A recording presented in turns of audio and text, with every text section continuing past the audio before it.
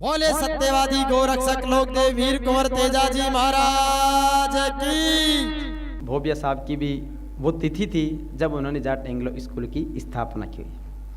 DC शरण साहब का एक बहुत अच्छा लेख आया, एचआर शरण साहब का, डीसी शरण साहब का, जिसमें वाकई में बहादुर सिंह भोबिया साहब की वो जीवनी दर्शाई गई, जिसको पढ़ के ऐसा लगता है कि हम केवल समाज सेवा का दिखावा कर रहे हैं। नवंबर को स्वामी केशवानंद जी का निर्वाण दिवस आता है, चूँकि आज़ादी से पहले उनका जन्म हुआ और उससे पहले उन्होंने 287 शिक्षण संस्थान गांव-गांव ढाणी ढाणी में खोल दी।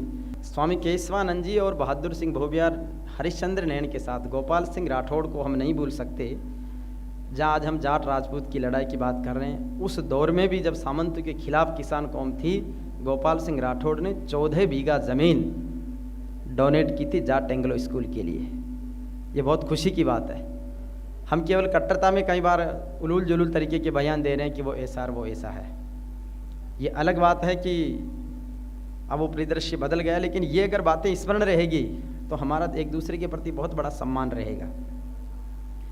वहीं से निकले चौधरी कुंभाराम जी आर्य, जिन्होंने सामंतशाही के खिलाफ बड़ा आंदोलन किया, और जो प्रॉपर्टी का जो लोग काम करते हैं उन्हें ज़रूर स्मरण रखना चाहिए कि आपकी कोई डीलिंग की वजह से आप करोड़पति नहीं बने हैं।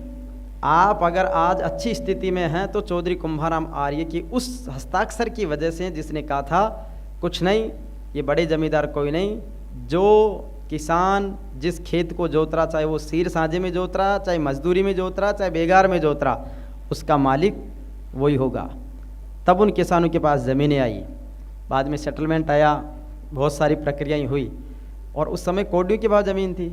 आज वो ज़मीन जब अलग अलग हिस्सों में बटी और लोगों के पास आई, तब उसकी कीमत पता चली। तो इसलिए विशेष रूप से मैं उन लोगों को जो प्रॉपर्टी के माध्यम से आर्थिक रूप से संपन्न बने हैं, उन लोगों को कुंभाराम जी आर्य के प्रति विशेष रूप से आभारी होना चाहिए। बलदेव राम जी मिर्धा साहब, जो वर्तमान में डीजी का पद होता है, उस तरीके से जोधपुर स्टेट का डीआईजी का पद अपने आप में वर्तमान के डीजी के बराबर हुआ करता था। कोई भी डीजीपी को आप इंटरव्यू लेके देखिए, उनको कहे कि साहब जनता बहुत परेशान है, आप ये नौकरी छोड़ के लोगों का काम कीजिए, कोई तैयार नहीं होगा, कोई पुलिस का अफसर तैयार नहीं होगा। लेकिन डीआईजी बलदेव राम जी ने उस जोधपुर स्टेट की डीआईजी की नौकरी को ठोकर मार के किसान आंदोलन में भाग लिया। उनको पता था कि मेरा ये योगदान, ये त्याग आने वाली पीढ़ियों को बहुत बड़ी प्रेरणा देगा, और उन्होंने ऐसा किया, और उसका परिणाम यह है कि आज वो आराध्य देव के रूप में पूजे जाते हैं। और जो उनके बारे में जानते हैं, उनकी एक बहुत लंबी चौड़ी श्रृंखला है, लेकिन वाकई में उन महापुरुषों का योगदान बहुत अद्भुत रहा। उसके बाद में नाथूराम जी मिर्धा रहे हों, रामनिवास जी मिर्धा रहे हों, जो एक शब्द पिछले 2-3 साल में चला, intellectual property, the intellectual property of society, समाज की बौद्धिक संपदा। तो हमारी उस बौद्धिक संपदा में से हम कितने लोग समाज के लिए काम कर पा रहे हैं, ये भी एक आश्चर्य की बात है। शिक्षा का विकास करने के लिए, उजाला फैलाने के लिए, उसको युगों युगों तक याद रखा जाएगा। और वो संस्कार चौधरी गंगाराम जी में भी दिखे, उनके सुपुत्र में, जो राजस्थान सरकार के राजस्व मंत्री रहे। आज पूरे राजस्थान में जितने भी किसान बालिका शिक्षण संस्थान और जाट समाज के छात्रावास या धर्मशालाएं हैं, आप यकीन मानिए 80% किसान हॉस्टल, शिक्षण संस्थान और धर्मशालाएं उन्हीं के कार्यकाल में ज़मीन उनके अलॉट की गई। ये बहुत बड़ा रिकॉर्ड है चौधरी गंगाराम जी साहब के नेतृत्व में, और उनकी एक बड़ी श्रृंखला। और सर छोटू राम जी, जो जिनकी स्मरण को, पूरे व्यक्तित्व को अगर आप पढ़ेंगे तो सर छोटू राम को पढ़ने के बाद आप पूरे भारत को भी जान जाएंगे।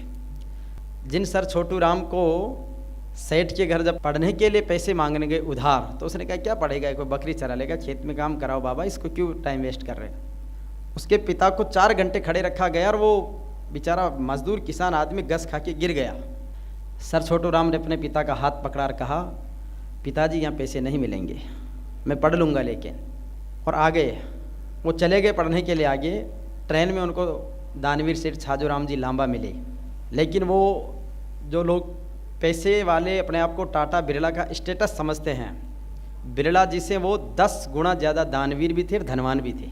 जब शांति निकेतन बना था तो सबसे बड़ा डोनेशन था उस समय 5100 रुपये बिरला जी का, और बड़े मंच से बड़े गर्व के साथ कहा जा रहा था कि गुरुदेव रविंद्रनाथ टैगोर की बनाई शांति वन में अब तक का सबसे बड़ा योगदान 5,100 रुपये बिरला जी ने प्रदान किए हैं।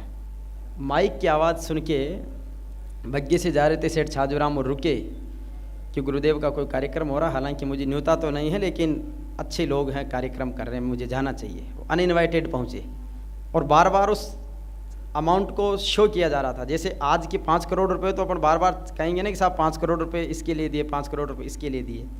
हालांकि अभी तक घासीराम जी के अलावा कोई ऐसा जन्मा नहीं है जिसने 5 करोड़ रुपए अपने डोनेट किए हों। केवल वही एक व्यक्ति है जिसका योगदान करोड़ों में गिना जा सकता है। सेठ छाजूराम लांबा ने 50,000 रुपये का लिफाफा देकर वो चले गए, न मंच पे अनाउंस हुआ और शांति निकेतन बन गया। लेकिन दीवार पर सिर्फ 51 रुपये बिरला जी के अंकित थे। जब गुरुदेव रविंद्रनाथ टैगोर को ये पता चला कि इतनी बड़ी राशि कौन दे सकता है, मिल के नहीं गए वो। पता चला कि सेठ छाजूराम जी इधर से बग्गी से निकल रहे थे, उन्होंने आवाज़ सुनी कि ऐसा कार्यक्रम और वो दे गए। तो 10 गुना ज़्यादा हम किस वहम में जी रहे हैं। कौन टाटा बिरला, आप देखिए उन महान शख्सियतों का। आप हरियाणा में जाएंगे, दिल्ली में जाएंगे, सेठ छाजूराम लामा ने बड़े बड़े कॉलेज खोल दिए।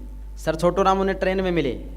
यूँ बिना टिकट जब आदमी डरा डरा सा महसूस करता है तो हड़बड़ाहट में उस बालक को पूछा, बेटा सीट के नीचे मत घुसो, क्या बात है? कि बाबूजी मेरे पास टिकट नहीं है इसलिए मैं टीटी से नज़र चुरा रहा हूँ। उन्होंने कहा कोई बात नहीं। बातें की, उसका हौसला जाना। उसने कहा मैं पढ़ना चाहता हूँ। उसने घटना सुनाई कि मैं इस तरीके से साहूकार के पास पैसे लेने गया लेकिन उन्होंने मैं दिया नहीं। 4 घंटे खड़े रख कर मेरे पिताजी घस खा के गिर पड़े। उन्होंने कहा बेटा कोई बात नहीं, मैं तुम्हें पढ़ाऊँगा। सेठ छाजूराम लामा ने उन्हें पढ़ाया।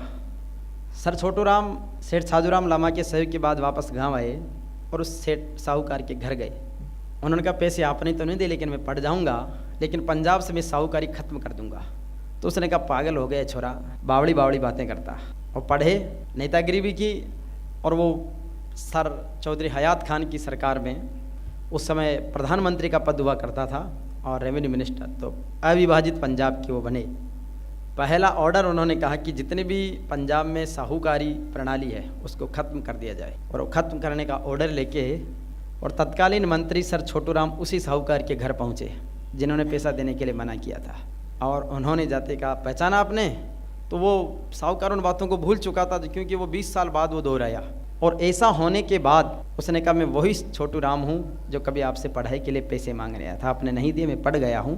और जो मैंने कहा था कि मैं साहूकारी ख़त्म कर दूंगा और इसी के साथ में बिल मैंने आज फाड़ दिया। कोई जो भी साहूकारी करेगा पंजाब में अपराधी समझा जाएगा। तो वो सर छोटू राम नागौर में बलदेव राम जी मिर्धा, रामनिवास जी मिर्धा, नाथूराम जी मिर्धा जो बाबा के नाम से जाने गए और अभी गुजर गए कुड़ी साहब यहाँ पर गवां उस कार्यक्रम के, रूपाराम जी डूडी जो एक मर्द राजनेता के रूप में जो जाने गए। किसी भी विधानसभा का आदमी उनके पास आ गया तो उन्होंने सिर्फ ये कहा बता भाई क्या काम है? बोले साहब उससे नंबर बता, ये है, चाहे कहीं का भी हो। तो उन लोगों की अब हमें कमियाँ खटती है। सांवरलाल जी से तो आप बहुत से लोग मिले होंगे जिनका जीवन किसान कौम के लिए अग्रणी माना जाएगा। शेखावाटी में शीशराम जी उड़ा रहे हों, उन्हें बालिका शिक्षा के लिए मिला। जो लोग बेटी बचाओ बेटी पढ़ाओ का नारा 4 दिन पहले दे रहे हैं, उस नारे को तो शीशराम उड़ा ने उस ज़माने में सार्थक कर दिया। चौधरी रामदान ने उस ज़माने में सार्थक कर दिया। उन्होंने कोई परफॉर्म नहीं भरी पुरस्कार के कि उन्हें कोई पुरस्कार दिया जाए राज्य सरकार के द्वारा। और घासीराम जी वर्मा को तो कई बार ऑफर मिला कि आप राज्यसभा में आ जाइए। उन्होंने कहा मुझे राजनीति में नहीं जाना। तो ऐसे लोगों के बारे में हम सबको जानने की आवश्यकता है, प्रासंगिकता है। तो इन चीज़ों की ज़रूरत है। आप जब शिक्षा नगरी कोटा में बहुत अच्छा, उस समय गठाला जी का उसमें बहुत बड़ा योगदान रहा, जो हमारे यहाँ की चीफ सेक्रेटरी कुशल सिंह जी, उसके द्वारा उसकी ज़मीन अलॉट की गई थी और एक कहा गया था कि ये बालिका शिक्षण संस्थान बहुत आगे बढ़े। आज बहुत आगे वो वहाँ पर कर्नल जवाहर सिंह जी चौधरी रामनारायण जी हुए जिन्होंने सामाजिक सुधार का सबसे पहला मिशन सामूहिक विवाह सम्मेलन चलाया, जो अक्सर भीलवाड़ा, हमारे टोंक आसपास के इलाके में चलता है। जयपुर के भी कुछ ग्रामीण इलाके में शुरू हुआ, लेकिन बाद में प्रॉपर्टी के भाव बढ़ने से वो विवाह सम्मेलन खत्म हो गए। हम लोग टोंक में उसको चला रहे हैं। अभी हमारे स्टेटस नहीं शादी का, हम लोग विवाह सम्मेलन में बहुत संजीदगी से शादी करते हैं, बहुत अच्छा महसूस करते हैं उसको। और इसीलिए अब टोंक में चाहे जुडिशरी हो, प्रशासनिक सेवा हो, टीचर, पटवारी, कोई सी भी सर्विस, उसमें बहुत अच्छे बच्चे आ रहे हैं। वो उसी का परिणाम है विवाह सम्मेलन की वजह से, क्योंकि अब इन्वेस्टमेंट एजुकेशन की तरफ हो रहा है। तो ये परंपराएं बहुत अच्छी है। जो आरपीएससी से फाइट होकर बच्चे गए होंगे वो रामचंद्र चौधरी का नाम बहुत कम लोग जानते होंगे। शायद रामचंद्र चौधरी के आरपीएससी चेयरमैन बनने से पहले तक हम लोग बहुत अच्छी आरएस और आरजेएस की सेवाओं में नहीं थे। ये गवाह इस बात के, जब तक अपना व्यक्ति सिस्टम का पार्ट नहीं बनेगा तो हम लोग सिस्टम में आएंगे कैसे? वो आए और उसके बाद से कई सारे मजिस्ट्रेट, हाई कोर्ट के जज भी है। चौधरी कुम्हारा हमारे किसान फाउंडेशन बहुत अच्छे हैं।